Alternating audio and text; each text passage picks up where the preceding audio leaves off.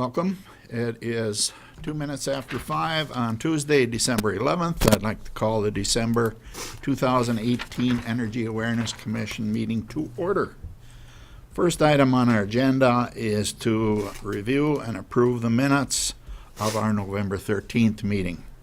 I'm sure you've all got a copy of them, had a chance to go over them. Are there any questions or corrections? No, not tonight. I'll make a motion to approve the November 13th minutes of the Energy Awareness Commission. I'll second them. Motion's been made and second to approve the minutes. All in favor say aye. Aye. Opposed, same. Okay, the minutes been approved. Next item on our agenda is to review our statement of expenses and our program balances. Derek, we'll turn it over to you now. Okay.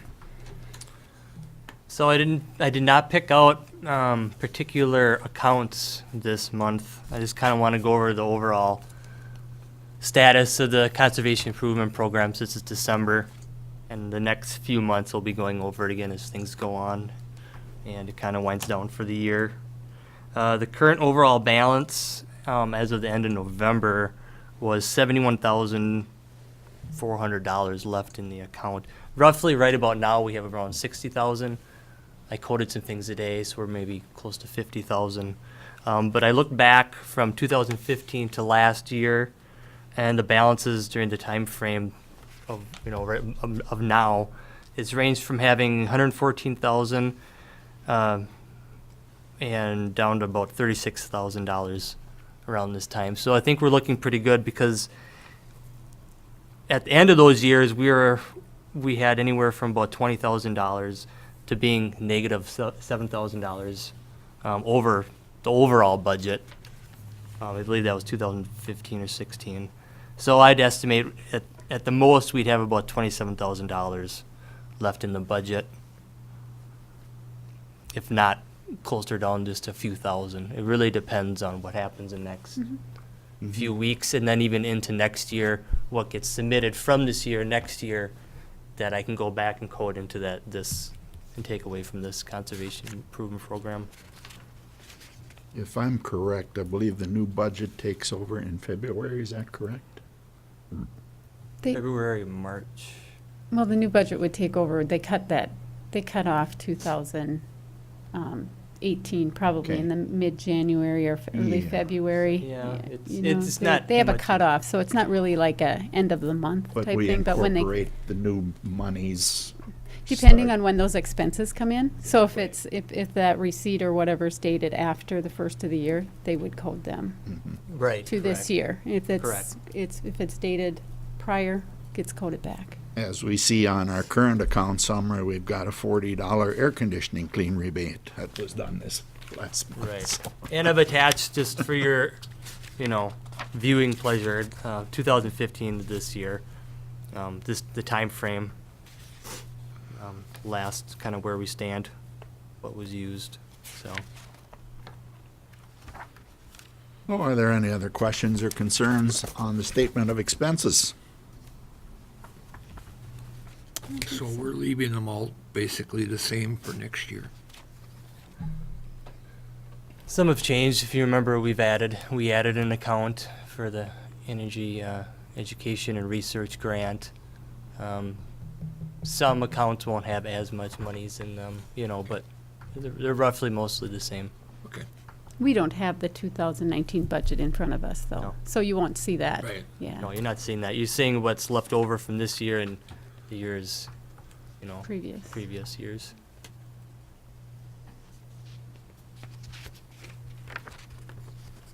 Any further comments?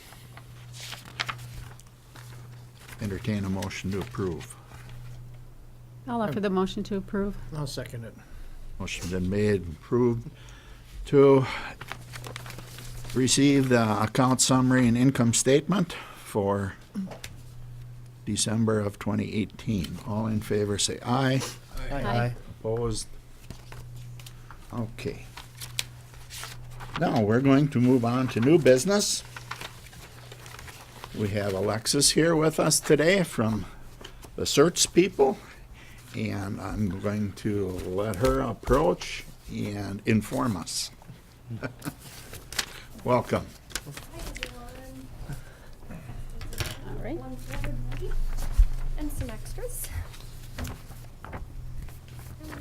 Yes, thank you for having me tonight. My name is Alexis Troshanetz. Now it can be a little bit of a daunting last name. Can you guys see those okay, the slides, or is that how they normally look? Okay, just wanted to be sure it isn't supposed to be taking up the whole screen. Probably could expand it to the full screen, can't you? Oh, it's okay. I'm not sure that I have the powers to touch what's up there. Yeah. You guys just let me know if anything's hard to read, and I'm happy to Hey, Bob, did you want explain one? it. I went ahead and got him one already. Okay. Yeah. So I'm with the Clean Energy Resource Teams. That's what CERT stands for. And my role with them is the Behavioral Science and Evaluation Manager. So that sounds a little weird, right? But basically I take the concepts of human nature and how, what spurs us to take action on things, especially energy efficiency, and factor that into our own programming and how we help out utilities around the state of Minnesota. And then the evaluation side, I'm the number cruncher of the team, so I'm the one calculating all the KWHs and therm savings from the work that we help others do throughout the state. So a little bit about what I'm going to cover today. I'll share with you a little bit more about CERTs. If you haven't heard of the Clean Energy Resource Teams, I'll let you know about us. And then I'll also be sharing with you about the utility menu of services, which is what the handout is that I gave you today. Embedded within that, I'll cover PACE, Property Assessed Clean Energy. My colleague Robin Weiss was also on the agenda for tonight, but I'll explain how we're all on one big team here. And so I'm able to cover her content. I'll do the best I can, and we'll route, if you have additional questions, we can route them to Robin.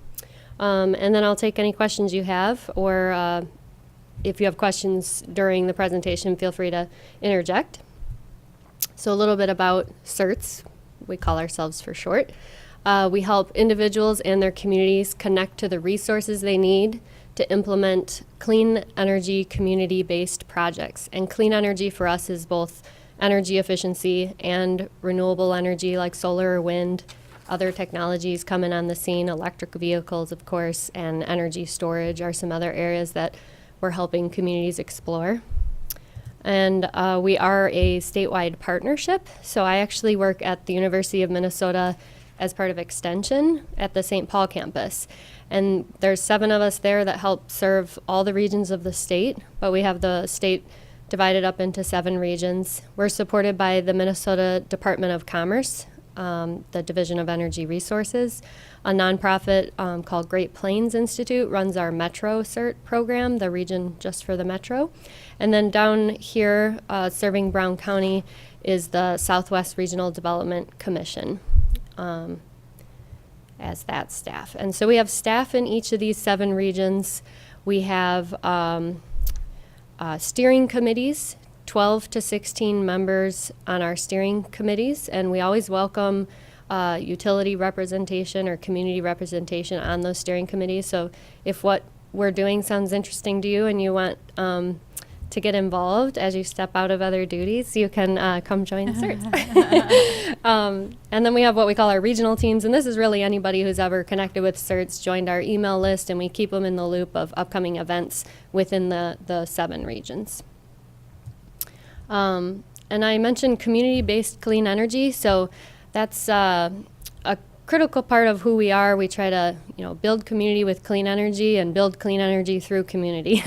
And so we really try to take it, our work based on, really what communities want. Let the communities drive the focus of the work, and then we bring either some skills or other knowledgeable people or find funding streams to fund those efforts.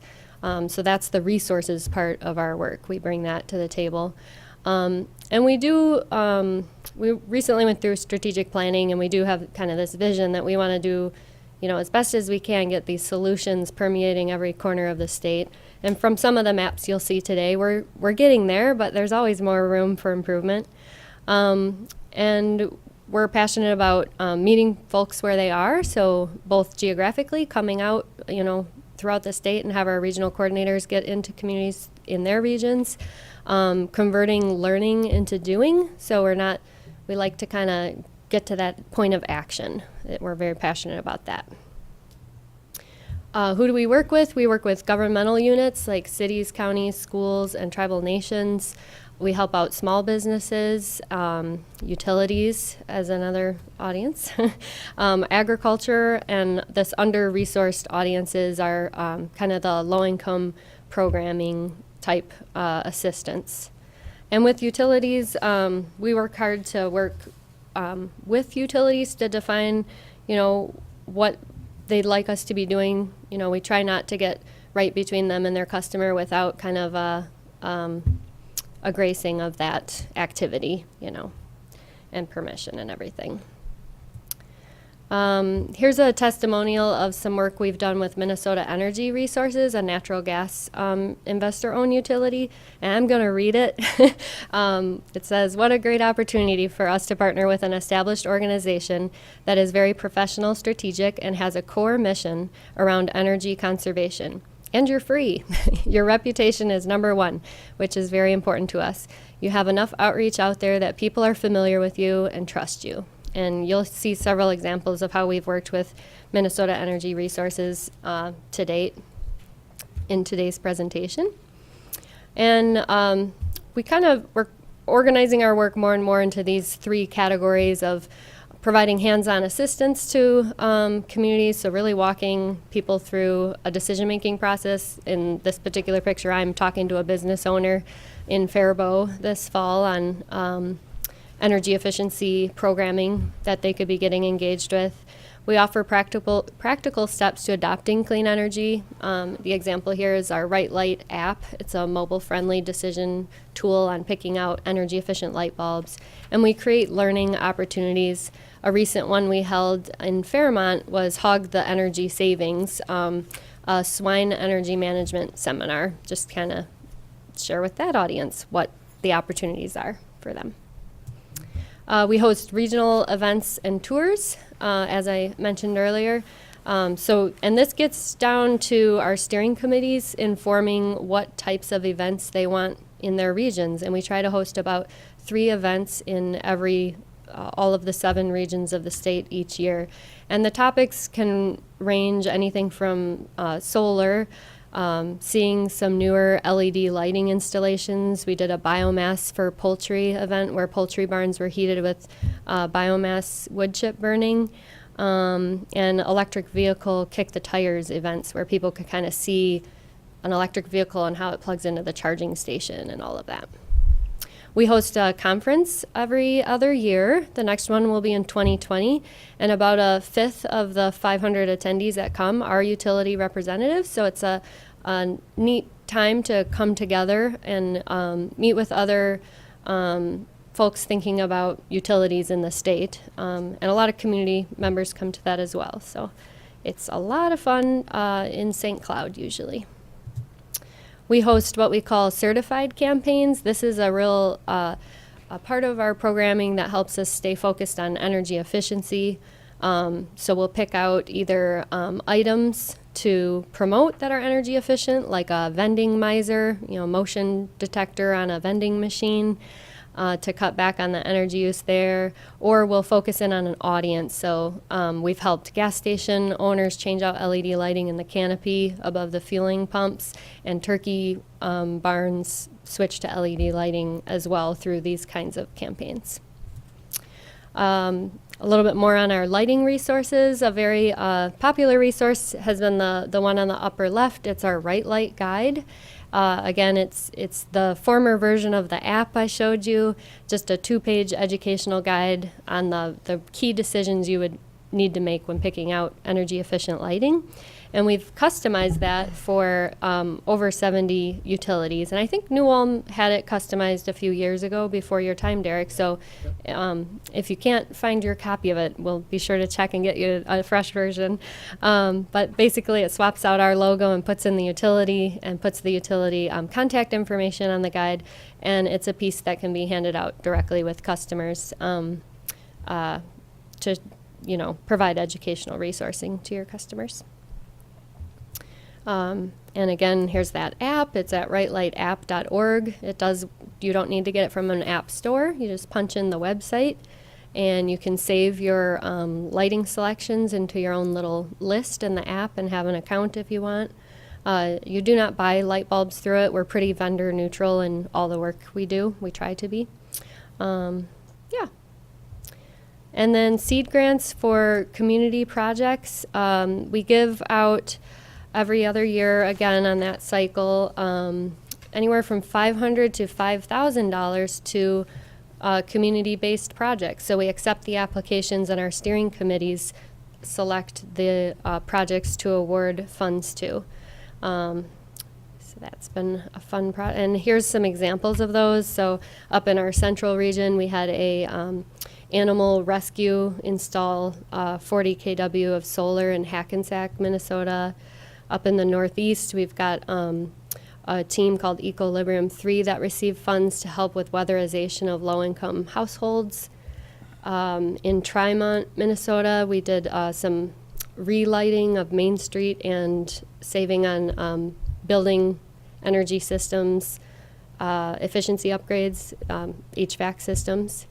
I say we, the communities did this work. We were just in the background helping them, mostly with this funding stream. And then in Wilmer, there was the Barn Theater did a extensive LED lighting upgrade, and then educated the public about it when they came in to inform them about the changes and the kind of savings that were happening at the theater for them. And then through all this work over the years, we've been around since 2003, and some of these metrics don't go that far back, but we've been helping Minnesotans save almost 400 billion BTUs of energy and avoid almost $5 million in costs associated with energy since 2010. We've awarded $1.2 million in seed grants to 316 community projects since 2006. And we've been helping out about 287,000 people through our grants, our events, and our programs since 2009. I'll take any questions at this time before I go into the menu of services, if there are any. So you're basically a go-between between the state and the cities? Yeah, sometimes we are called the outreach arm of the Department of Commerce a little bit, but we are a go-between, but we don't. So we go to you, then who do you go to? Well, whoever we need to for the resources. So if you're interested in biomass or something, then we would go find the right experts on that. Yeah, it's not always. We don't always go right back to Commerce, let's say, the state, with what we need. There's people at the university, there's peer communities, so there's other communities that we would connect you to that we would, know if they're doing a project similar, so that you can learn from each other. Yeah. Any other questions? How Right is your there? agency funded? How are we funded? Great question. About half is from the state budget. So the state legislature, allocates about half. And then the other half, little less than the other half, is all through grants that we have to apply for and get ourselves. So we have to get grants too. And then the other little part is funded through the University of Minnesota Extension. A couple of staff people are covered with that, which ultimately comes from the state too, I suppose. How large is your annual budget?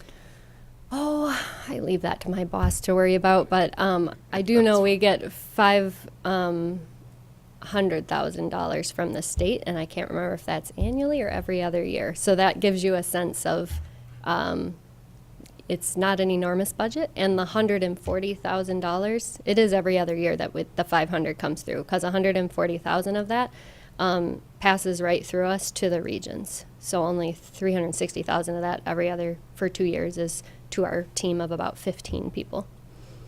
And So then where do you guys make your money then? we don't make money. We don't charge fees for anything. Okay. Is that what you were getting at, or? Yeah.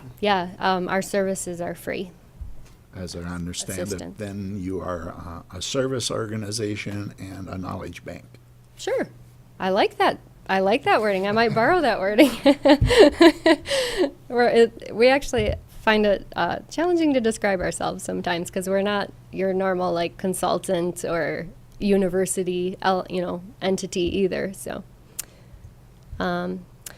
now I'll dive into the utility menu of services. Like I said, you have a copy of it in front of you. And we have been developing this really over a couple years, but finalized it this year as a way to be really clear with utilities how we can be helpful. And there's a real variety here, and I like to say that think of this as your prescriptive rebate menu offering to your customers, but know that you could keep in mind a custom assistance. If you think of something outside of this list of 14 items, let's talk about it and think if it's the right fit for CERTs to help you out on it. And we have organized it into these 3 categories overall. Generating savings from your customers or members, like if that's your primary goal, those might be some nice activities to think about. Increasing awareness with customers and members about energy efficiency or other topics that interest you. And then simply supporting utility staff. So maybe if staff needs help with activities that they feel like they would want to do, but maybe don't have the capacity for the time, that's those kind of fall in that spot there. All right, so we will walk through several of these. And I might grab that extra back. The sizes in this big as I thought. So conducting a business blitz, and this is where we help out with your business engagement efforts. We would go door to door to the businesses in the downtown district and come up with what the utility wants to tell those businesses about. Maybe it's just your rebate programs, or maybe you have an opportunity to offer free energy assessments. We could, get the word out about that, get people signed up for those assessments if that's the piece that you're able to offer. We have been doing this since about 2013, and our very first one was a pilot in Park Rapids, and we compared ourselves to a mailer. So a mailer went out ahead of us about 3 weeks, and about 2% of the businesses that received the mailer signed up for the program, and then we went through town and 27% signed up for the free energy assessments after we came through town. So we did way better than a mailer, which is great to know. And then from 2014 to 2015, we helped 15 municipal utilities that are part of SIMPA do this over about a year and a half. And that's where we really honed our skills on how to do this business outreach. And now we have performed over 30 business blitzes across the state of Minnesota and have visited 2,800 businesses in total. We have a memorandum of understanding that outlines real clearly what we do and what the utility can do as part of the effort to make it very successful. And typically when we walk through town, this about 15% of who we visit turns into what we call a hot lead, meaning they either just finished a project that was, didn't get captured in the SIP program, and we found those savings for the SIP program, or they have a project coming up, and the utility can be there to help with the rebate programming. So that's kind of exciting to know that about 15% can turn into actual energy savings for your programming. Saving watts and drops. This is where we help utilities offer programming for easy to install energy and water saving products, such as sprayers, faucet aerators, shower heads, LED light bulbs, or advanced power strips. And it's rooted in this idea that savings from many, many small items still add up to a lot of savings. And we can help in a variety of ways. We can help you think about exactly which of those 5 items that we support might be a good fit for your utility, especially in New Ulm, having gas and electric. That you've got all 5 are on the table for consideration. If you don't have a vendor connection, we know we could point you in the direction of a couple vendors to get bids from. We could think about how to get them out into the community, if that's going to be through low-income housing or other avenues. We can think about that. And then our real strong suit, just kind of in general, is creating educational materials and doing the outreach. So with Austin Utilities and Owatonna Utilities, we help them get faucet aerators out. And when you buy these kinds of items in bulk, they don't have a lot of packaging or instructions or information. It literally is a little baggie with a couple of faucet aerators in it. And so our team developed what we call a mini handout. It's only about this big, but it explains what the faucet aerator is, where to install it, how to install it, the kind of savings they could expect. And so that piece goes along with the faucet aerator, gets stapled to every bag or something. So we got helped with that program, and they were able to get about 120 faucet aerators out to their residents that way. But that educational and outreach material component is the piece we can help out with. Targeted marketing of rebates and other programs. So CERTs can help spread the word on specific utility programs that might need a little more traction. We could do this through traditional media releases, radio, public service announcements. We can record those. We know that the radio stations like 30 seconds and have a nice person, someone who has a great radio voice in the office who can record those. We have our own newsletter called Minnesota Energy Stories. I'll talk about later. We can promote it in there. And then to the extent we can leverage our steering committees that are living in or near New Ulm, they could, come and do a little outreach on behalf of the utility or CERTs in the community. And an example of this is with Minnesota Energy Resources that I mentioned. They were looking for a little more traction on their small commercial furnace and water heater rebates, and it was about September when they approached us with that. And I don't know if you're familiar with Minnesota Energy Resources, but they have about 180 communities throughout the state of Minnesota. So we created a generic press release that then each community's name went in, and it went blasted out to all the newspapers, and just sort of got a little more uptick in their programming for that year. We can also help utilities think about leveraging other programs for specifically farm, which may not apply here in the boundaries of New Ulm, but small business projects. And this is where I will talk about property-assessed clean energy. So this is a great program for small businesses to use. It's a financing tool that helps, it's a loan, and it pays for the energy efficiency or clean energy measures that are being implemented. And then the bills are reduced greater than the amount that the loan is financed. So in the end, a business comes out cash flow positive when they do a project like this. So it eliminates the burden of any upfront costs. And in this area of the state, in Brown County, the Property Assessed Clean Energy Program is administered by the Southwest Regional Development Commission, and it's through the Rural Minnesota Energy Board. And so the following slides I'm going to share with you are from Robin Weiss at SRDC. And again, I'm going to do my best to give as much detail as she would have. This is more detail than I normally give on this program, but I will explain as I go, and we'll see what we can do as far as getting all the info across. So the PACE process, so first a business would need to determine their eligibility. And I'm using business a little bit loosely here because this program is actually appropriate for nonprofits too, and churches, and some housing even. So if it's a multi-unit housing and the building is under 4 stories, or housing, like a landlord that owns multiple properties. That would be a business that might be able to apply for this, or a church parsonage, the housing part of the congregation. So that's, otherwise, it's for small businesses, nonprofits, and churches and such. And then it does require an energy audit before you can get too far along in the process.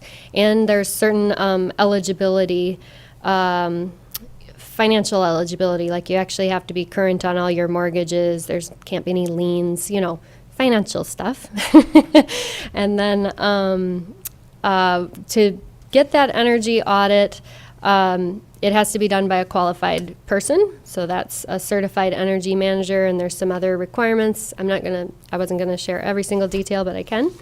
And there's some financing assistance for those energy audits, only through April 5th of this coming year. And then those funds are going to cease to be offered. And if the money runs out before then it won't be available either. But that covers 75% reimbursement of the energy audit costs.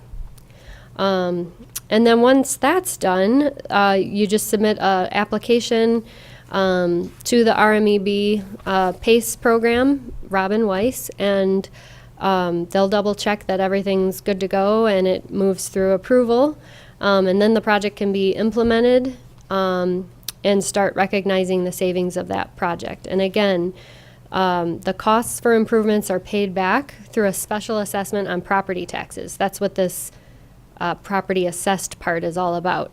And the increase in the property taxes are offset by the decrease in the energy costs. So you come out ahead. There's no change in the bottom line. And the improvements stay with the property. I mean, these are typically improvements you wouldn't be able to take away with you, like a new furnace or boiler or installed lighting, like this kind of lighting. And so those are considered a permanent fixture, and they remain with the property as ownership changes, which is why it can make sense to do the financing tied to the property as well. So do we have any questions right now about PACE? I have a few more details I'm going to share, but okay. The PACE loans through RMEB can be they have to be a minimum of $5,000, so it does have to be kind of a substantial project. And it can be a maximum of $100,000, but it can exceed 20% of the property's assessed value. So there's, again, it ties itself to the property piece. It's a maximum of 20 years to repay the loan. Right now, the interest rate is around 4%, and it's determined by the RMEB PACE committee. And PACE can be just one piece of their funding or the whole funding of the project. So certainly, utility rebates make a great complement to PACE funding. But if there's other small business loans available or other, financing streams, it can all get pieced together and work very well together. This table here, I think the numbers are probably impossible to read, and it was just showing the potential savings. So just that, say if you were going to put in a new boiler and your current operating costs are about $40,000, the retrofit costs might be $46,000, and your operating costs might be as low as $17,000. So you're looking at an annual savings of $21,000. That's, just for an example. But it applies to water heating, lighting, HVAC systems, boiler, anything that can save energy, pretty much. It is a 3-page application. The applications are accepted any time of year, and there's a link here. I'll be sure to email or get this PowerPoint to Derek to distribute to you all afterwards. Excuse me, I think Derek included much of this information in our last month's packet. This is all looking very familiar. Oh, good. So, Good. Yeah, we have seen this before. Not to say that you The can't PACE- repeat it the and hammer PACE it stuff? again, but Okay. we are aware of Oh, this excellent. program. Oh, good. Okay. Derek include as much of this information in our last Okay. month's agenda. It's been talked about, but what, not in depth, so. Mm-hmm. Yeah. Yeah. And if there's ever questions, I think, and, you know, and you're not sure where to send people, I'd route them right to Robin Weiss, and I have her contact info here. But it's just robin@swrdc.org. Very easy email. Yeah. So that's the information about PACE, Property Assessed Clean Energy. And that can be, if that's something New Ulm is really excited about, and you're also excited about a business blitz, that's something we could be talking about going door to door with businesses too, is the PACE program. And really get the word out that way. So number 5 on the menu of services is supporting low-income programs or income-eligible programs. We can basically just help you at meeting your low-income SIP spending requirement, or just, you know, furthering uptake of your programming. And some examples of how we've been doing this. This is a newer place of strategic work for us. Again, coming out of our strategic plan, really focusing in one of 5 audiences being low income for us. So we've been doing this for about 18 months in earnest and have had some rewarding results. So we were helping get the word out about Home Energy Squad, and got 75 income qualified free home energy audits happening in just one energy burdened community. In the city of Melrose, we connected the public utilities there to 2 apartment buildings that were able to receive LED light bulbs for installation. Excuse me, Alexis, Mm-hmm. I believe our low-income program is administered through Minnesota Valley Action Council. Yeah, I looked that up right before I came, and I was like, this is so great. They're partnering with the CAP agency directly, so that's fabulous. So if that's something, you know, Are you working with them? we are working with CAPs more often, not that particular CAP yet, but we are trying to figure out the ways that we can be helpful to CAPs, especially CAPs that run the utility programs. So, and then another example is up in Silver Bay. We partnered with the co-op up there, and Minnesota Power, and the area aging agency, the North Shore Area Partners, serving low-income seniors in single-family homes, and actually had our CERT staff installing the light bulbs in the homes on behalf of the co-op, and then Minnesota Power did the installations on their own, but we got the word out about it. So those are just some examples. And what I wasn't sure that I saw on the website or not was multifamily specific programming for New Ulm, but that's another area, in part why we love to help out with that one, is it's a big bang for your outreach effort. You get to be in touch with 1 or 2 property managers, and then a lot of energy savings are happening. And so we've been doing this for Centerpoint and Excel, as well as, again, Minnesota Energy Resources has a multifamily building direct install program. So we've been kind of finding the property managers and starting the conversation with them, and then handing them off to the utilities contractors, and at times partnering up the natural gas and the electric utility to work together. But here it's all in one. Launching a group action challenge. This is actually somewhat of a brand new idea for working with utilities. We have done this work in the past through one of our certified campaigns, helping 2 families try to save energy over a whole year in competition against one another. And again, this is where we're kind of using some of that behavioral science stuff, where they had to build out teams below them, and had teams of 100+ people committing to taking energy saving actions as well throughout that year. And so we could do something similar like that for utilities. And a couple examples that we've been promoting a lot was with Minnesota Valley Electric Co-op's Beat the Peak Challenge. So this is during those few days of the summer where you've got that peak you're working against, really getting the community excited about saving energy during those times. And so MVEC has had at least they might have run it a third year, but 2 years of running it really successfully. We had them present at the Clean Energy Resource Teams Conference, and then we awarded Lake Crystal Municipal Utilities a seed grant to help them create a similar program off of the MVEC Beat the Peak Challenge. So, but that's the kind of idea of just launching a group action challenge is, how do we get lots of people getting excited about doing something together? And maybe there's a reward for the group or an individual wins something. Another example of this would be if many members of a congregation took action, maybe the reward is that the congregation would get something like a bonus rebate on their lighting upgrade for the sanctuary or something like that. So sky's the limit on that one. Haven't directly done that assistance, but we'd be happy to explore it. We could present at key audience meetings. We already do this on a regular basis, but we could do it on your behalf if you would like, or co-create presentation material to then take to, say, the Rotary Club or the Lions Club or, a community group that you think needs to hear some of your programming information. And these are just a couple graphs. CERTS is out presenting. Our small team of 15, we're out presenting nearly every day of the month, and we are most busy presenting during the Energy Awareness Month of October, go figure, but half of the year we are out every single day, and we take a lot of pride in that. We love talking to people about energy savings.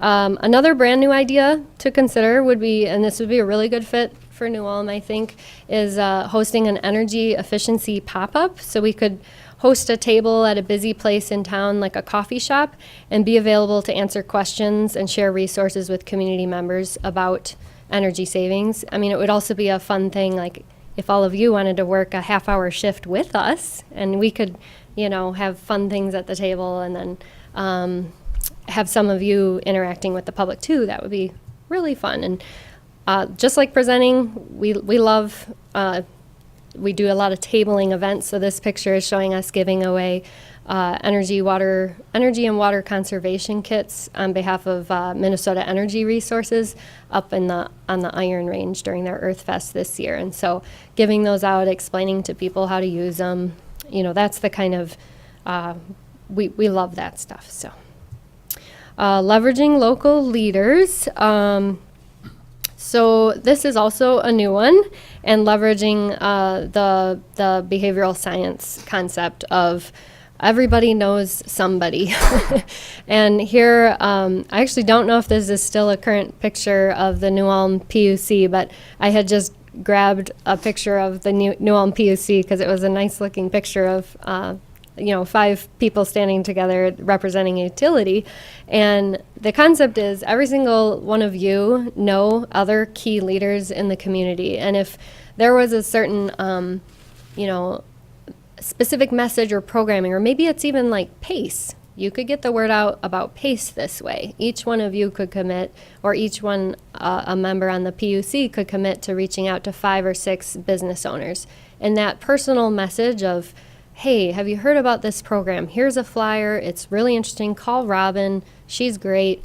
Just that personal conversation is sometimes what people need to get even noticing an interesting program like PACE.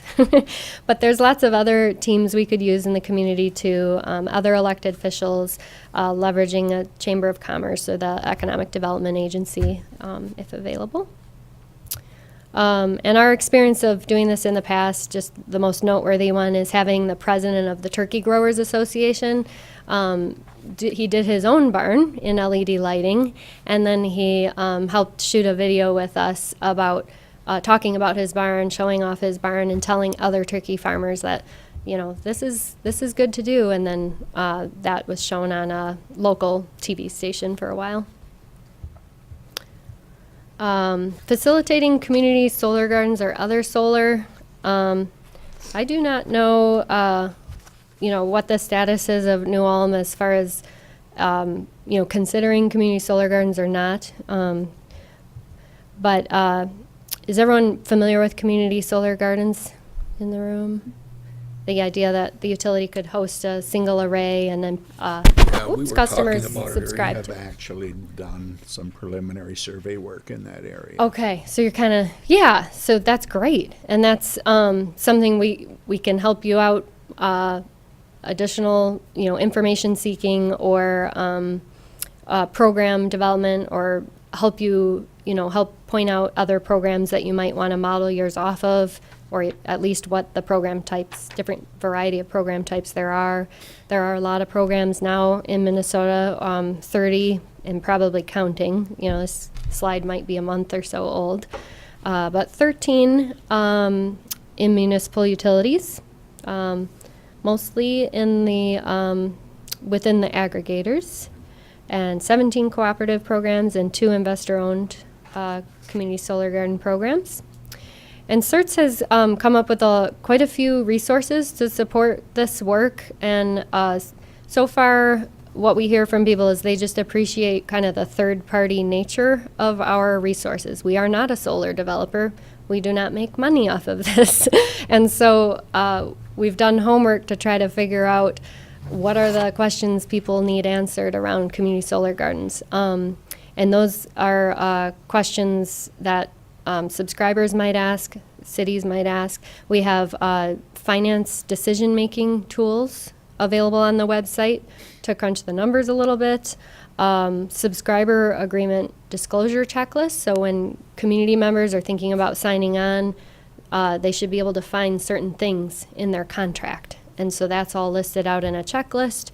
And we also have a local government toolkit. So once like if New Ulm kicked off a community solar garden, we have a whole toolkit of the pieces you could do for getting promotion and outreach out to the community, with templates and resources like that available. So we also have a little bit, about 6 more months left on a grant from the USDA for renewable energy development assistance. And what we are able to offer with this funding is free solar site assessments. This is switching gears a little bit. Free solar site assessments for farmers and small businesses. And New Ulm falls within USDA's definition of the rural eligible area. And so if there's a business that needs a third-party non-sales solar assessment, that is something my colleague Fritz Ebinger could do for a business in New Ulm or farmers in the area. I have a question. Yeah. On the REAP grant, it's not just for solar though, no? Or Oh, is it? yeah. So, yeah, REAP grant great is- question, Lisa. And it can be combined with PACE too, can it? Yep, 'Cause yeah. I know a couple of businesses in Worthington that have combined both of them, so they got their PACE financing, and then they also took advantage of the REAP grant. Mm-hmm.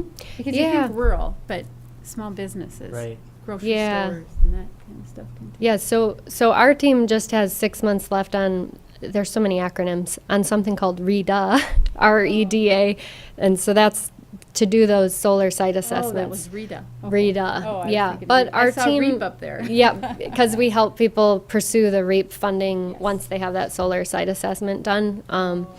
But Fritz is also, he's helped a lot of people just navigate, how to figure out that REAP application and if they're eligible and how to make their application a little stronger. We can't write the applications. We're not allowed to do that, but we can guide people along the way. And REAP, Rural Energy for America program, there's a grants and there's loans, guaranteed loans through that program. And they can be funding energy efficiency projects and clean energy projects too. Renewable energy. We're on number 12 now. Co-produced stories. This is another, I would say, again, with that education and outreach strength, writing stories and describing what's going on in Minnesota around clean energy is something CERTS is good at and likes doing. We host our own Energy Stories series. It goes out every other week or 3 weeks or once a month with about 5 stories going, highlighting activities going on in Minnesota related to clean energy and communities. And with that, we'd love to, toot your horn. If you have things you want to tell the rest of Minnesota, we'd love to write a story about it. And we've got 14,300 subscribers to our own blog right now. But we're also happy to, produce articles with you if you need the help, to put in the local newspaper, writing those kinds of stories as well. This is just an example of, that Beat the Peak project with Lake Crystal Municipal Utilities, highlighting it on our blog and tooting Lake Crystal's horn a little bit. Hosting webinars or forums, it's up to you. I love the in-person stuff, but if you needed a webinar hosted, this is something we're capable of doing. We have tools at the university to be able to host webinars.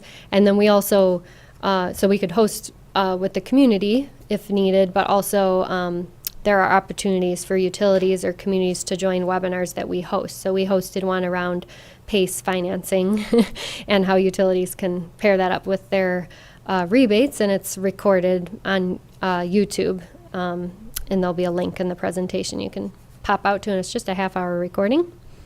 And then we also host what we call utility-to-utility forums, and this is typically more of a closed-door kind of meeting just with utilities in attendance to hear from each other about programming and what's working and what's not working and program models and how do we get things to work better.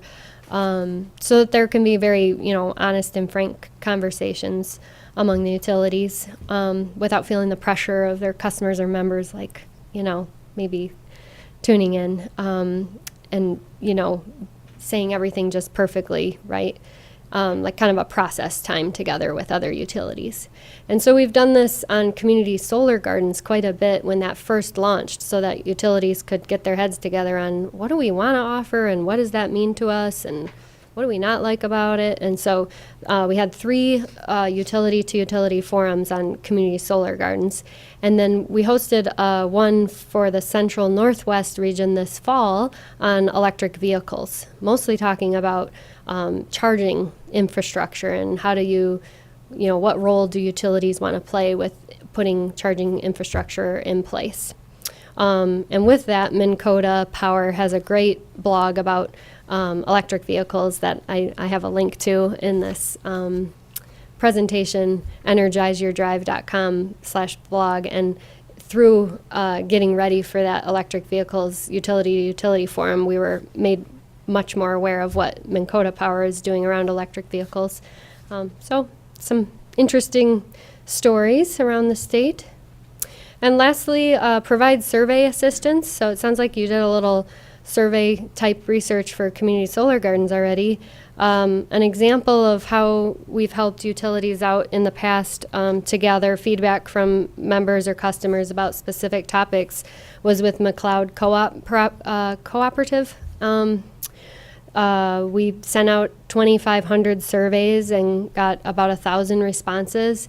And from that, we were able to tell that almost half were, they might have been labeled as ag accounts, but they weren't farming anymore. And so that was interesting information for the co-op to know where their members were at with their operations. And then there were also specific questions about, what equipment are you using? And so we can co-create, information gathering pieces like surveys to send out to customers if you want.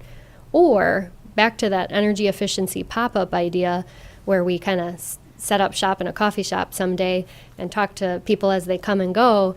If there's information you want gathered through an in-person quick 2, 3, 4 question survey verbally with people, that's something we find fun as well. So are there any other questions about some of these, any of them, or just in general about certs? Derek, do you think somebody from there might fit well with us at the home show? Of their people to sit with us at the home show? Something we can talk about. When is the home show? March. 3rd weekend in March. Mm-hmm. And is it kind of regional or mostly New Ulm folks go to it? Oh, it's a little more, it's Yeah. probably more Brown County, it just pulls It's an area, it's not just New area-wide. Ulm, it's Right. Yeah. an area. Mm-hmm. I don't know Yeah, and about that's- regional, but, So home shows or other like community festivals. So the project with Minnesota Energy Resources where we are handing out those water conservation kits, that's where those are great community events to be able to do that and just hand them out to someone directly and again leverage that behavioral science. Talk to them about, oh, when do you plan to install that? How about this weekend? And you kind of nudge them along into committing to getting it installed verbally, which can't happen if it just shows up in their mailbox someday. little positive peer pressure. So that's an option for back to that Saving Watts and Drops program. So if there were items you wanted to, that would be a distribution idea, is to hand it out at the home show. Right. Um, I think it's coming up with some ideas and then running it by them, and then Yeah, it's us just, discussing something, an idea to, and then, yeah, it's just a question. right. No, it's, good question. Well, yeah, and I think if we can get, resource or handout, something to draw people in to start the conversation, just makes that much easier then. Yeah. Yeah, we work Farm Fest every year, and our Southwest coordinator is Annette Fiddler. She works out of the Southwest Regional Development Commission, and she swears by, we have a spinning wheel, and it's a whiteboard, so you can put whatever you want in the pieces of the pie. So she might be the one that could come and work an event like that with you guys, and it's just a bowl of candy and a spinning wheel. I don't know, people can't resist it. But You're right. other, outreach and public engagement techniques like that, we have some ideas to offer. So, Who are you working with around here right now? I mean, Nutty Annette really manages the Southwest and the outreach. So, I get called upon occasionally to come out of the office and do these things. So I don't have a real quick Are you sense. helping them like in St. James and Wyndham and towns like that? Wyndham got a seed grant from us a couple years ago for Okay. their welcome sign. I know Worthington has done the two PACE programs and has Yeah, worked. we helped Mini Market Lupita out in Worthington. Detroit Lakes, I know just some of our communities, Detroit Lakes has used your resources probably quite a Oh, few times yeah. up in that area. We did the water kits with Detroit Lakes this year. Depends on the community and depending on their appetite for going after and having somebody come into their Right. town and help. Right, you have And, to take that initiative, like Right. what we're doing now, is trying to get something started, Right. and that's kind of, you know, like with the seed grants, you had the slide up there. If you go to their website, you can see who is all, Yeah. has gotten money from that seed grant, and click on it, and kind of see what they did with it to get ideas and see what else has all been done. Mm-hmm. so. Okay.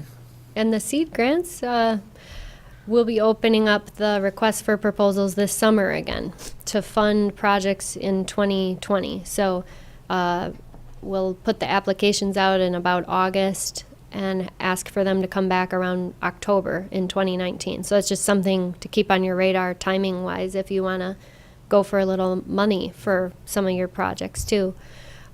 We actually have applied for one of those and have received money, I believe, from when the putting green was still Oh, way back, a yeah, while ago. yeah, It's But unfortunate. an opportunity would have been when you put in the charging station a few years back. That would have been an opportunity for a seed grant if we would have, applied. So there's opportunities there, and I think, in a community like New Ulm where, we just have Derek, there's some assistance there that he can probably draw off of, just even with program is advice my- and stuff. This is my impression that CERTS is a fantastic tool for Derek and the rest of us to take advantage of. Yeah, We thank you for coming down Yeah. and presenting it Yeah. today. absolutely. We'll pursue it a little Yeah. bit further. Yeah, and I think, again, it might be a little small to read, but I'll make sure I get the slide deck to Derek to share with you all. And feel free to reach out if you have questions after you've processed the big menu of services a little bit more. So Great. thanks for again. having me, everyone. Thank you. Thank you. Thank you. Have safe travels back. Oh, yeah. No, I will. It was Late a night for you. delightful drive. Should I just leave that set? That'd be quiet, That's that'd be fine. fine. Yeah, I'll be Yep. okay. Thank you, everyone. Thanks. Oh, I don't want to hear nothing about light bulbs. Okay, next item on our agenda is we are going to have to change our January meeting date. It will be in conflict with city council. And you don't want to be in conflict with that. No, gosh, We don't have a choice. No choice. No.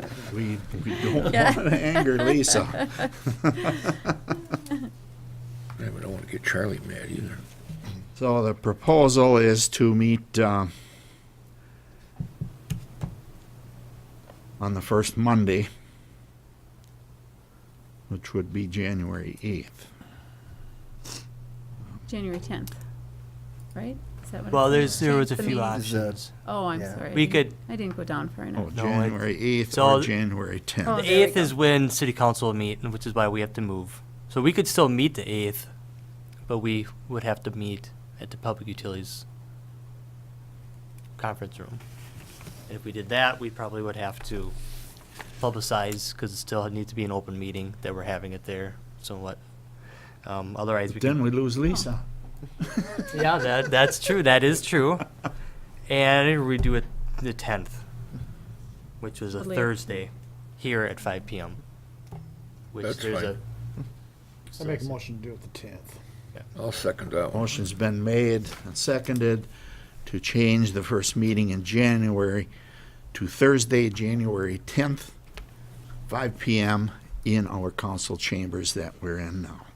All in favor of said motion, say aye. Aye. Opposed? That is done. The next item is allocate the remaining CIP funds into the 2019 budget, basically. As I understand, in the past, if there's been excess, it has gone into the Public Utilities General Fund. Correct. And Derek, it's your wish now that we would like to carry these funds over into the Energy Awareness Commission. Is that correct? We have that option. I don't know if it's ever been taken before. I'm not sure. If Usually, it has to be brought to the Public Utilities Commission after this to do that, or if it's just getting your approval and it can be done. You know, we have a few bigger projects that are coming up this next year. Home energy audits, things like that, that money could be put into those funds. We may not have much money, if any money at all at the end of the year, but what I'm trying to do is, if we do have money left over from this year's CIP accounts funds, that we could put that money into the next year's account. But Well, that's what I would say, because it's already been set up for that anyway. and I'm not sure if all of it can be, but it may just have to be those accounts. I don't think it's ever been asked of us before. yeah, No. usually, and this is just what I remember, is usually with carryover funds, they usually are earmarked for a certain project. You know, if there's not a certain project out there to carry them over, usually they don't get carried over. Because the following year, you're budgeting again for your 1.5% of what, but you Right. certainly can ask, and they may allow that, and. I did bring it up, and Yep. I mean, I didn't mean to look into it a little further, but it sounded like I could do that. Like I said, if I get your approval, it's obviously, Sure. um, Well, why not? If they're going Is to this allow it. something that our commission would be supportive of? Yeah, you got mine. I think so too. Yeah, How about a motion? I'll offer the motion. I'll second. Motion's been made and seconded to Leave- transfer any remaining CIP funds to the Energy Awareness CIP Fund account for 2019. All in favor of said motion, say aye. Aye. Opposed? Motion carried. Yeah, it probably doesn't make a lot of difference because if we go over, we pull from the general anyway. Yeah. Right, yeah. So it doesn't, We will request. yeah. Last item on the agenda is the election of the chair and other officers. Are you willing to do that at this meeting, or would you prefer to wait until the next No, it's meeting not in gonna take January? long. Right, we can go ahead and, Basically, everybody's here. We're missing Linda and Jim. Huh? Yeah. Well, inasmuch as I am not going to be on this commission anymore, Before you slam the gavel. William, for your service to the community on the Energy Awareness Committee from January 2013 to December of 18, we have a little certificate for you. Anna, big handshake for not only being the chair, but also being a member. thank you. And there's one little positive here, a little negative. You gotta find your replacement. No, I'm just kidding. Yeah. Just kidding. That's one of them committees. one of them.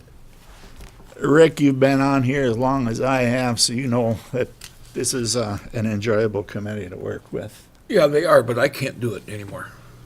I'm not gonna be, because by the end of the year, I'm gonna be done anyway. So I'd like to see, So we'd entertain a motion. to get rid of me and put Jordy in there. Yeah, I mean, I'm fine with wherever, so. yeah.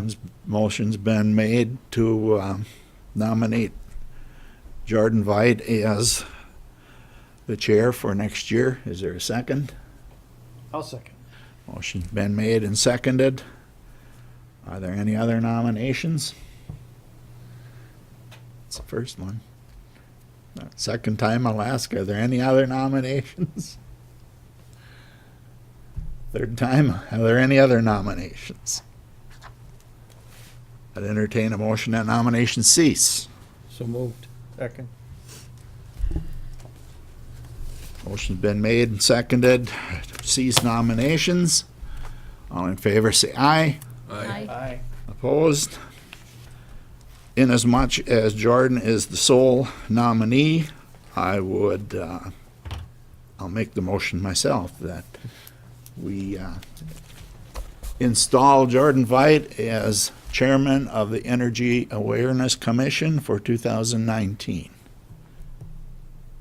All in favor, say aye. Aye. Opposed? Jordan, you're in charge now. And cheers. Any other business? How many do we lose? Or, you're off at the end of the year? You've got another Yeah, year, You Rick. have another I've year got yet. till December. Yeah. You've got one more year. Okay. And that's Yep, the I end think of, I'm the only one that actually Yeah. goes off, Yep. Well, good- so. Good luck. And I've Sign got you up for another commission. 8 years. I'm looking for somebody for the airport commission. If I could get away with staying, I would, but you gotta get Charlie talked into letting me stay. Because I got nothing better to do. I'd entertain a motion to adjourn. I'll have to motion. Second it. Motion's made, seconded to adjourn. All in favor, aye. Aye. Aye. We are adjourned. Thank you, people. Bothered me.